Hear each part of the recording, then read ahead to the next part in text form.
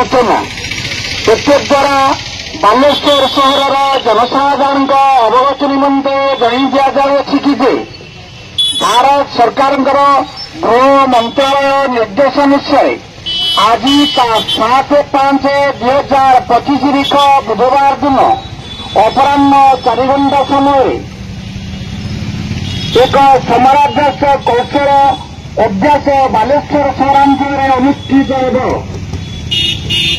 समय जनसाधारण भयभीत नहेबाई जिला प्रशासन पक्षर निवेदन अपराह 4 घंटा समय साइरन बाजिबा क्षणी समस्त जनसाधारण सुरक्षित स्थान को चली जावाई जिलापाल बालेश्वर अनुरोध करिसेंती।